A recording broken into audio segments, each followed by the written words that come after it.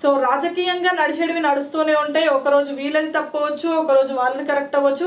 తప్పు ఒప్పులు అనేవి అవుతూనే ఉంటాయి. కాకపోతే జనాలు మనమేం ఆలోచించాలి అని అంటే ఏది కరెక్ట్ ఏది అబద్ధం అనేది మనకి చుట్టుపక్కల సోషల్ మీడియా మొత్తం ఉంది, అన్ని చెప్పేస్తుంది. కానీ ఈ హరీష్ రావు ఏదైతే ఉన్నారో ఈ మాట మాట్లాడే ముందు కొంచెం ఆలోచించాల్సి ఉండాల్సింది. ఎందుకంటే మీరు సభ పెట్టడం అయితే ఉత్తమం, చాలా గొప్ప విషయము. వీళ్ళు హందల పోటీలు పెట్టడం మాత్రము తప్పు అనడం అయితే ఎంత మాత్రం కరెక్ట్ కదా. అందులోకి మళ్ళీ ఇక్కడ దేశాల మధ్య యుద్ధాలు జరుగుతుంటాయి, అందాల పోటీలు ఏంది అని అంటే మరి నువ్వు చేసింది ఏందివయ్యా?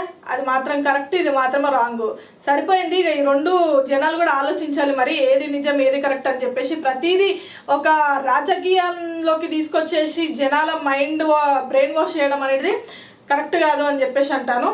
ఎందుకంటే ఈరోజు చాలా గొప్ప విషయం, అందాల పోటీలు జరగడం అనేది మన హైదరాబాద్లో కానీ మన ఇండియా మొత్తంలో కానీ ప్రతి దగ్గర వాళ్ళు మన హైదరాబాద్ మొత్తం తిరగడం కానీ ఇక్కడ ఉన్న ప్రతిదీ వాళ్ళు తిరిగి చూడడం కానీ జరుగుతుంది. సో మనం అందరితో మనం ఫ్రెండ్లీగా ఉంటాం. మన ఇండియా అనేది అన్ని కంట్రీస్తో ఫ్రెండ్లీ నేచర్తో ఉంటుంది.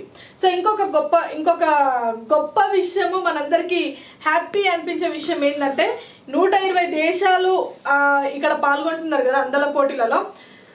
ఒక దేశం మాత్రం పాల్గొనడానికి అవకాశం లేదు. అది మీ అందరికీ తెలుసు, పాకిస్తాన్.